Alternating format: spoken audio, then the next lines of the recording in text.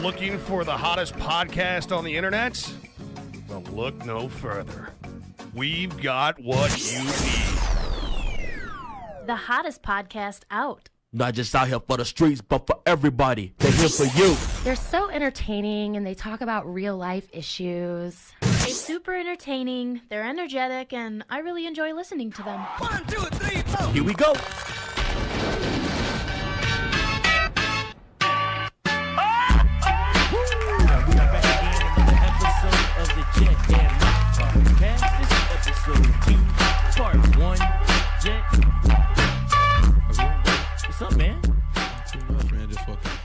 I'm a little slow. I'm gonna get into it though. I need you to. I need your energy to get up. I'm gonna get into it. I'm gonna get into it. Especially with the guests that we got, you know. So you need to. Man, we've had to call in a couple of favors, but these guests, it's gonna be nice. Yeah. These guests excited. We got this season. I mean, just in itself, I'm super excited about the different types of guests we got coming in. So you want to do this intro, or can I do this intro? You know what? For this one, I will let you do this one because I know I know you've been waiting for this one. Well, everybody, let me just go ahead and just preface this by saying this guy gets on my nerves every day at work.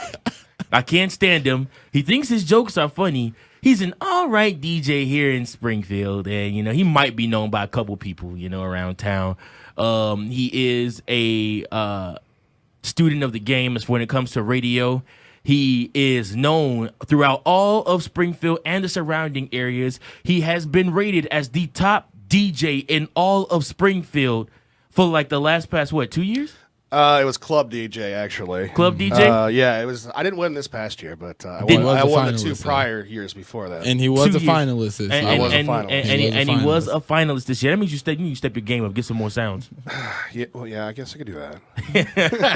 Well, ladies and gentlemen, please welcome to the Jet and Mike podcast, Mikee Conolly. What's up? No, going back to that whole the best. I know I'm not the best DJ in this town. I don't know how I won. Honestly, I don't. I gotta apologize to anybody that I beat out in that category because there's so many other DJs in this town that are better than me. But you know what? Hey, if people are voting just because they come to the place that I DJ at, curb in, and have a great time, and that's the reason why they're voting for me, I'll take it. Oh man, hey, I've been to the curve when Mikey's been spinning and. It's nice. It's a good show. It's a good show. It's all right. I like that. It's okay. It's all right. So you know. Well, you're barred now, Mike. So you can't come back. I can't come back. I don't want to come back in anymore. I got a bone to pick with you. We're putting your face up at the door for the door guys. Good. This guy's not allowed. Can we put that on wax real quick, just for the people that don't know why you don't want to go back to the curve and what your bone to pick with Mikey is? It's not my fault. It's all Michael's fault. His name not. isn't Mikey. He shall be known on this podcast as Michael. Call him what it is. It's government. Anyways, so the curve in for the past month or two before this last month, we're advertising the Super Sunday Show, the grand prize ball game. If you don't know what that is, that is when you have six buckets and a ping pong ball for each bucket, and the object of the game is to throw the ball into the bucket. I still can't believe he's mad about this. You're damn right I'm mad about it. Now let me finish. Anyways, you throw the ball into the bucket, and then afterwards, you're supposed to win money. Well, I think you have to. Well, you gotta elaborate. You have to hit all 6 buckets without missing. All 6 buckets without missing. That's the whole point of the game. And if you hit bucket number 6, you get whatever cash denomination is in that bucket for the week. And at the time that you were going, it was like 6. Somewhere around there, yeah. Oh, man. 600 bones. Jethro, would you not be upset too? I mean, for $600, I think I'm training all week before I go to the bar to play. I promise you, I was. Damn, and so man, I get there doing? and I'm like nervous. And I'm not even the first person that's called. He calls like 6 people ahead of me. They're all chicks somehow and whatever. They're all names in the bucket. Yeah. It's probably all girls he wanted to get with. Anyways, he finally's like, oh, he's like, this guy, when he walked in, told me he's going to win my money tonight. So I have to go Facebook Live for this one. So he goes Facebook Live. Doesn't do this for anybody else but me. Goes Facebook Live. Is all in my face with his phone camera. I'm over here trying to concentrate to win this money. I get to bucket 3 and miss. Pressure's on, and you choke under pressure. Bucket 3 chokes on. This is not like he got all the way to 5. Bucket 3. He didn't get all He the way was to in 5. my face. I was not in your face. I was sitting right off to the side. No. He was sitting off to the He side. was in my face. He was in my face. And then on top of that, the worst part about it all, that I was gonna come back the next week and win the money because I trained really hard. Mm-hmm. Oh man, well we can't do the game anymore because we moved to the outside and I don't have speakers outside, so they can't hear me inside and yada yada yada. A bunch of malarkey excuses from Mikee Conolly. No. You know what? To me, it sounds like Jay, don't take your side. No. I I swear, gotta call a spade a spade. I swear. Come I end this on. I gotta podcast right call now. a spade a spade. I will end this podcast right now. I gotta Don't call you- a spade Hey, a Jet, spade. you know To what? You me- can leave this podcast. Can we make it the Mikee Conolly? Oh my God! Look, the Jet and Mikey That's show. right. Now, I'm taking that's- over. now, that's I'm taking over. hey, you know- excuse you know what? yourself. I'm walking out. Walking out right now. No, but as Mike got to earlier, as he said earlier, Mikey is not only a DJ around town, he also does afternoons on WDBR here in Springfield. I forgot about that. When did you get into radio, and how did you know that was something that you kind of wanted to Wow. You know, honestly, as a kid, like 16 years old, driving around in my 84 Ford Escort. do? Yeah. Hatchback, 4-door. It was a Ballin'. mean machine, let me tell you that right now. Balling. I would actually listen to the radio and kind of like talk up ramps of songs, but never really thought about it. I used to, back in the day, have my mom buy me blank tapes and I would put on my own little, like, like microphone and like talk and stuff like that. Yeah. But I actually fell into radio, to be honest with you. I was actually going to school for computer networking. All right. And I happened to show up at a Monday Night Football remote at an old bar called Cecil's over there by Memorial Medical Center. I've heard And of it it, just yeah. happened to be a night that Dave Daniels, Kevin Lamberts, Missy Sullivan, all the old school, Rick Blade was working here at the time. And my buddy was a promotions person, Jeremy, and I went out to see him after because I had just got done with my very last class of school. I'm like, I'm going to go out and have a couple. Yeah. And got a hold of him. He's like, yeah, we're at Cecil's, blah, blah, blah. Ended up going out over there and talking to everybody, and everybody loved me. And I got a call from the promotions director the next day. Wow. Offered me a position in the promotions department part-time, and it just kind of got snowballed from there and went rolling. So Nice, that's awesome. And so, were you DJing before? No. So DJing was something that you found after or Yes. through radio. yes. Oh, okay. Yeah, I just happened to walk into Chantilly Lace one day and was talking to one of the managers and like, hey, aren't you Mikey that works at DBR? And he's like, yeah. And you ever DJ before? Knowing that I haven't. Right. I had a ton of music that I'm, yeah, sure. Why don't you come in here and give a Saturday night out a try? Because they had their own in-house equipment. So I'm Right. like, all I had to do was just bring CDs and a headphone. And I Right. was good Yeah. to go. So, Yeah. Oh, wow. And that's what started the ball rolling there. So you kind of just fell into Fell both into of them. everything. That's dope, I never man. went to school for nothing. Like I said, computer networking Right. is what I went to school for. And in all those years that I was part-time, I was still trying to find a job in computers, but it just never panned out. And I ended up getting a full-time job here at night, doing nights back in the day. Wow, that's And crazy. just went from there. So. And then you've been here ever since, correct? Since like 2000, I started in 2000.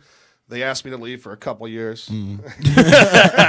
Back in like 2009 or 8 or something like that. Politics. And then I got a call from Bob Parrish. Hell, I've been back 5 years now. I'd say 5 years ago, I got a call. Hey, should I come back and do some part-time stuff? I'm like, hell yeah.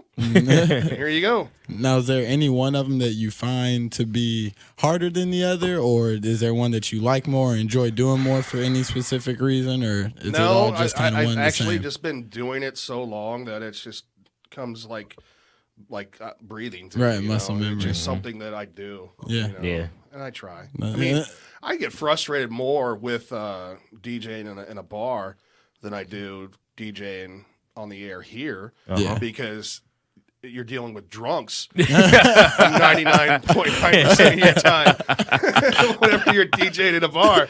And the entitlement aspect of how everybody is today compared to what it was years ago. Yeah. It's like I'm in the mindset of thinking when I'm up there DJing, okay, I want everybody to have fun. Right. But the person that comes up to me and requests a song and then cusses me out when I don't play the song is all about, I want to have some fun. I don't care about these other people having fun. I want to have my own fun. So being that you've been here with this radio group for such a long time, what I need to know from you, I want to know your funniest, probably most wildest story from working here. Oh, okay. Wow. I've been pranked so many times here. Yeah. Funniest, wildest story has to be when Punked was huge. Punked with Ashton Kutcher was huge. And I'm gonna go with this one because I just had another one pop into my head that I could tell. Actually, I could probably tell this on the podcast, and we'll have a good time with it. Sure. But Punked was popular, and Fig, who was the night guy here, set it up to where I left Thirsty Thursdays, which was at Boone Saloon, and I went through Hardee's drive-thru and ordered like 25 Boss Burgers and asked for the DBR discount. Basically, wanting them for free. Hey, I work for DBR. Give me these sandwiches for free. And I come in the next day, and he's like, oh, Leanne's pissed at you. Everybody else is mad. They found, like Hardee's called. They don't like you right now. They're going to drop all their advertising. I'm like, for what? What did I do? I didn't do nothing. He's like, you went through the drive-thru last night and asked for the DBR discount on, like, 25 Boss Burgers. I'm like, no, I didn't. No, it's not true. I came straight back to the radio station. No, dude, they found, like, 25 Boss Burgers in the freezer back there. So I'm immediately... And I'm in the studio, and Fig's got the speakerphone dialed into a studio here somewhere, and they're recording all of this. No, he's actually recorded me into the 360. Another time when I went and talked to our promotions director, Jason, he sent it through the microphone the phone system into the Vox Pro 360. And recorded all this stuff, and basically they punked me out on the morning show the next day. But I was throwing people under the bus, part-timers. We had this guy, Tyler, that took the DBR van, the Explorer, to Champaign one weekend and got seen by our sister stations up in Champaign. So I was like, maybe it was Tyler. He was the one that took the DBR Explorer to Champaign this past weekend. So I'm just like, I know I didn't do this. Oh, wow. No, I didn't do this. Trying to save your job as best possible. Yes. So I thought I was done. I thought I was gone. I was preparing a resume and an audition tape and everything else. And come to find out the next day, I came in early for some sort of something, and they pulled me in on the morning show and let me know it was false. That is funny. Just like, oh God, you talk about a feeling of relief because they played it up good. They played it up really, really good. That is funny. Well, then, in relation to that, could you tell the same kind of story? What's your one that you take home from a bar? And I know you get more of those probably on average. Oh yeah, than at work, but okay, all right, here we go. So back in it's another it's Mikey breaking the rules back in the day. He used to break the rules a lot. Thirsty Thursdays, we're supposed to have the van back no later than 25 minutes after the remote's done. Mm-hmm. I, of course, stay out in the DBR Explorer and head over to the Spot, which is the old atrium at the time, to hang out with this girl I've been talking to, or that I had just broken up with, and I was trying to maybe kind of get back together with her or something. Mm-hmm. So I head to the atrium or their Spot over there, and closing time hits. It's 3:00 in the morning. I go out and hop in the DBR Explorer, and I pull out to take off and head back to the station to get my vehicle and meet up with her to chat.